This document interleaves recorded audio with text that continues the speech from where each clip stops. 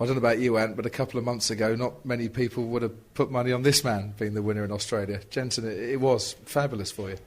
Fabulous is the correct word, yes. Arriving at the weekend, we were looking forward to the race because we knew we had a good car, but you never want to get too excited. But the race weekend went very well. Obviously putting it on pole and winning the race, the perfect result for me, the perfect team. I think they've been through a lot over the last few months and the last couple of years. So for us to put it on pole and win the race was fabulous, Crofty. Had you forgotten what winning was like? No, you don't ever forget. And, 06 was my first win in Formula One. And I remember a certain Anthony Davidson getting very excited at that when I crossed the line. It felt like a first win. Last weekend, that was, wow, in Melbourne. But it's also very different to my first win in Formula One because, to win it, to be quickest in qualifying and win the race and every lap, it shows that we have a quick car, and we can look forward to this weekend and look for something similar. How do you describe those two victories? Do you feel in a way that this is your first real solid victory from dominating from the front in a really quick car, as opposed to winning in sort of mixed conditions and getting a lot out of a little, really, in Hungary? Yeah, I mean, that's something that Ross said to me as well. And, Hungary was exciting. And for me, I suppose there's a bit more of a buzz, and you knew you had to celebrate that victory in Hungary because we came through from the back. We didn't have the quickest car in the dry. In the wet, it was very competitive. So we won that race, and that was a real buzz. And we knew we had to really enjoy that victory because we didn't know when the next one would come. Whereas this is very different. And Ross said to me, how does it feel to sort of win your first Grand Prix? I was like, Ross, I've won a Grand Prix. And he said, no, proper win. I was like, what do you mean proper win? And he said, I didn't mean anything negative about it. He said, but to be quickest all the way through the weekend. And I said, no, I see where you're coming from. And it is a very different feeling. But you have to get over the excitement of that weekend very quickly because you're already on to the next weekend and thinking about this weekend in Malaysia. I wonder, though, does it give you more pressure? Because there's no hiding place for you. And I know you're in a position that every sportsman wants to be in, that you're at the top of your game, you've got the best equipment, but you've got no excuses if it doesn't go according to plan. Yeah, and, I've always been in a position where you've got an excuse because the car's not competitive. Every driver would rather not have the excuse and have a quick car, and if you make a mistake, you make a mistake. But this position I feel very comfortable in, and as every F1 driver would. But I also feel very confident, going into the race and also qualifying. I felt that we would be on the front row, and I, was hopefully going to be P1. And I thought if I went to the race first, there's a very good chance that I can win it. So I think I kept it pretty under control in the race, pretty under control. I don't think many people really comprehend the difference between equipment in the cars that we have in Formula One, and I was just thinking, to explain to people, have you really changed your approach to this game, or is it still the same? Well, it's true, and when you're quick and you're in a quick car, you never want to say that the equipment makes a big difference.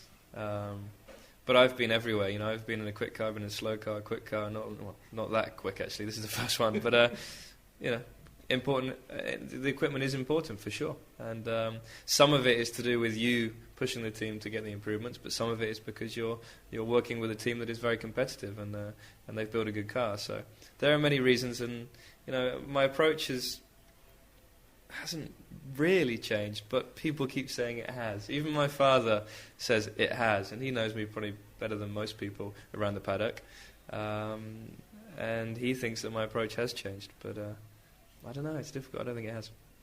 Yeah, we've raced each other since we were 8-year-old kids, so we know each other pretty well and our styles. I was just thinking, I can't think back to a stage where you've actually really been in this position in your whole career. Yeah.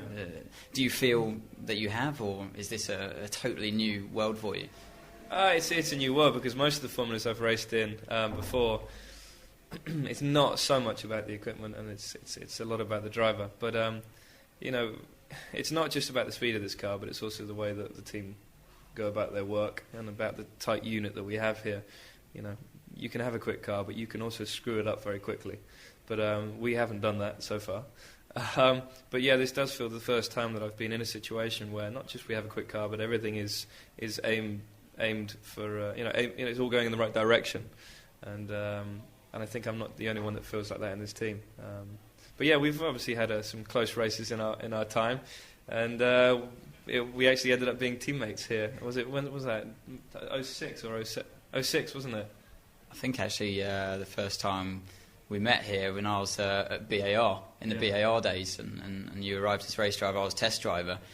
And it's just so odd to think that, all those years we did racing against each other as little kids in karting, to think one day we would end up here, and you don't look back that often. I think maybe it's a good thing to do that. I don't know what you feel about that, and also by seeing the whole team grow as well since those days. It's fascinating for me to watch. Yeah, I mean, we've both been with the team for like 6, on and off a little bit, but 6, 7 years. So it's it's great to be involved, and I think we've both seen it go through the good years and the bad years, and we know what the different atmosphere is within the team when it's bad and when it's good. And it's nice that we're looking at having a competitive season this year. But I'm going to take it every day as it comes, because there's no use looking down the line in 16 races time, because the only way that we're going to be competitive at the end of the year is if we keep focused now and keep working on improving the car and making sure everything's perfect, every little detail. And that's something you learn as well from having a bad car. You have to work in every area. Every little area you need to improve. And that's something I think the bigger teams fall down on it, in a way, when they have a competitive car. But because you're trying to find every little half a tenth when you're slow to work your way up the grid, when you do get a quick car, you know those areas that you need to work in, and I think that's why we're strong at the moment.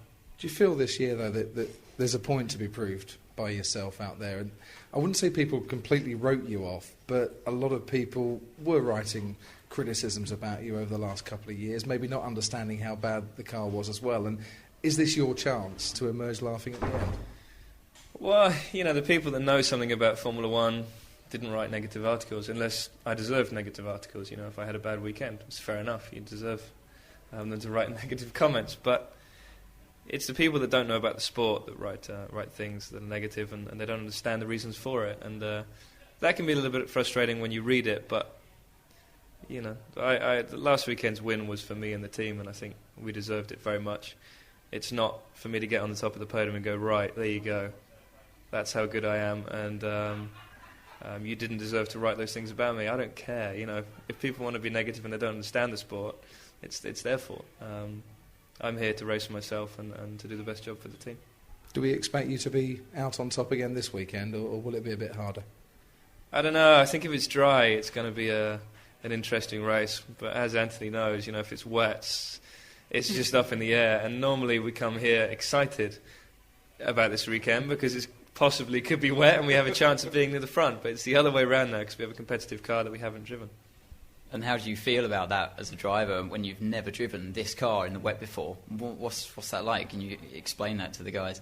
Yeah, well, I mean, it's always a bit of a shock when you get to a circuit and it's wet and you're chucked into the deep end. But it's going to be interesting because we know it's a quick car on the dry for sure. It's the quickest car on the grid, I'd say. But in the wet, we don't know. And with last year's car, we had to take something like 8 or 10 turns of front wing off to balance the car. Driving this car out, we don't know where we're going to be. We don't have that much scope with the FFA, the front wing adjust. So we've got to get it right before quali and the race, else we are not going to be at the front. Also with ride heights and things like that, it's going to be difficult. Plus, other people have tested with the lower downforce level and these wet tyres. We haven't. The slicks are very grippy, much grippier than last year's tyres, but the wets are still the same. So it's going to be we're going to be skating around a lot, and it's going to be about getting those tyres working.